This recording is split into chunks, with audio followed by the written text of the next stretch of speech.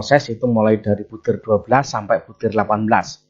Di sini perlu diketahui Bapak Ibu, standar proses di sini yang pertama yang harus ditunjukkan nanti, proses pembelajaran berlangsung secara aktif dengan melibatkan seluruh siswa dan mengembangkan keterampilan berpikir kritis tingkat tinggi sehingga terjadi proses pembelajaran yang efektif sesuai dengan tujuan pembelajaran dan satuan pendidikan.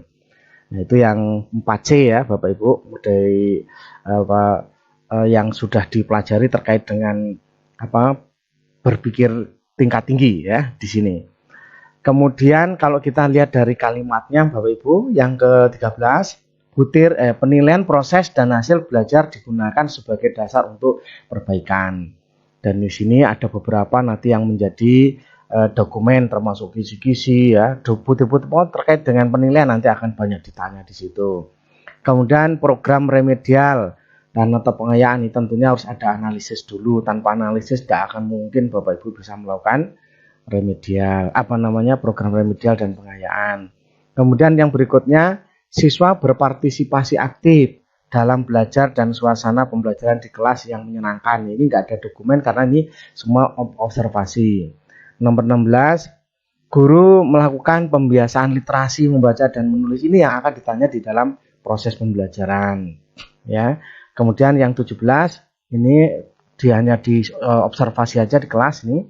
Guru menciptakan suasana belajar yang memperhatikan keamanan, kenyamanan, kebersihan dan kemudahan siswa untuk belajar. Dan yang terakhir adalah sarana dan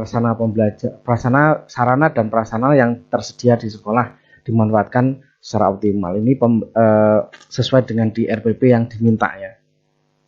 Bapak Ibu sekalian, terkait dengan standar proses, di sini ada butir 12, 13, 14, 15, 16, 17 dan 18. Khususnya di 15 dan 17 ini benar-benar dilihat nanti dari proses.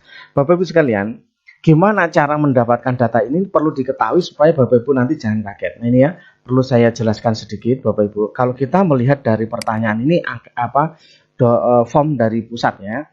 Jadi yang pertama di sini butir 12 melibatkan siswa secara aktif dalam pembelajaran. Itu nanti dilihatnya guru memberi kesempatan siswa untuk bertanya. Nah, ini untuk melihat ini artinya ya kita nggak mungkin nggak melihat kondisi saat belajarnya. Berarti ini akan melihat belajarnya.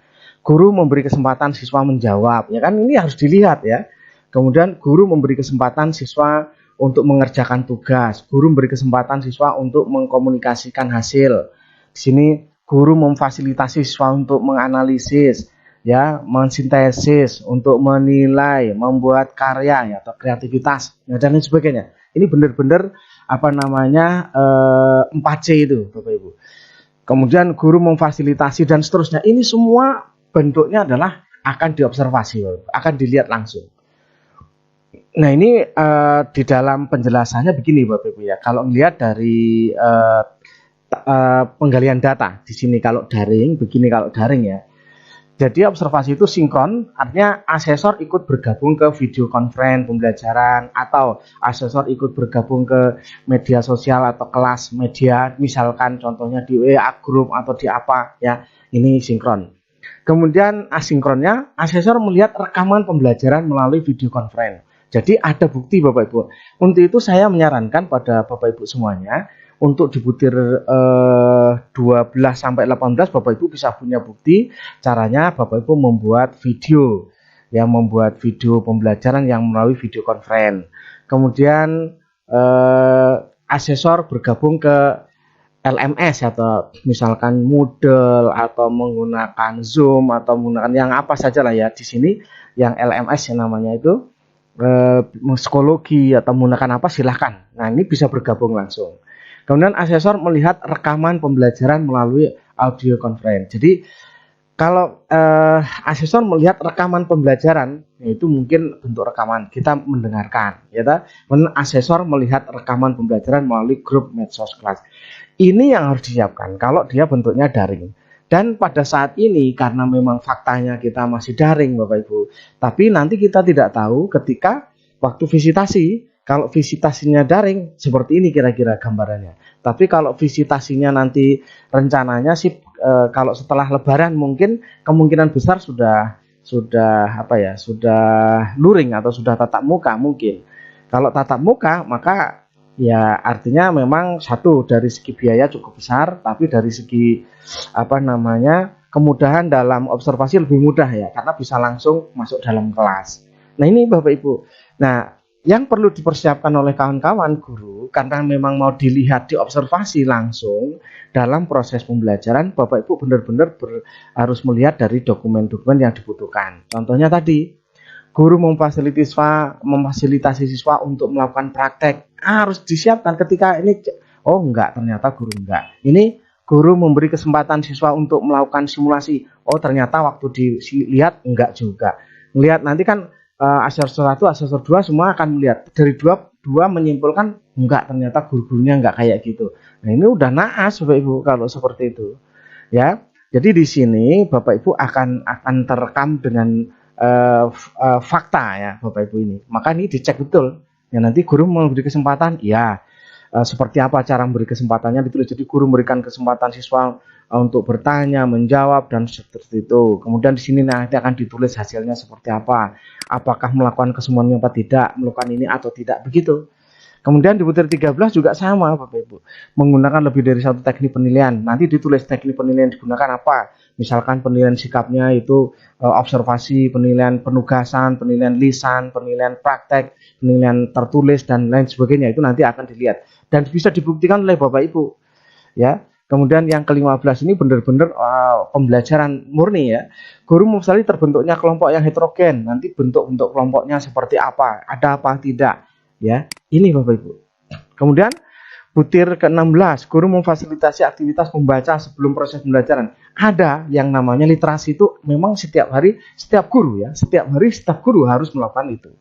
Kemudian di butir 17 Bapak Ibu, melakukan pengelolaan kelas. Di sini guru mengatur tempat duduk siswa dan guru untuk keamanan, kebersihan dan sebagainya. Di situ bagaimana ngatur tempat duduknya, mungkin siswa yang berkacamata suruh ke depan karena biar tidak sulit. Nah itu namanya mengatur ya. Seperti di PKG juga sama seperti itu ya. Guru melengkapi fasilitas belajar di kelas. Apa saja yang dilakukan itu Bapak Ibu ya.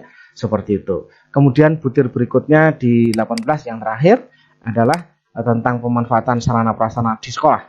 Nah ini apa saja yang digunakan? Dimanfaatkan enggak? Guru menentukan strategi pembelajaran yang memanfaatkan sarana prasarana yang tersedia. Ada apa enggak?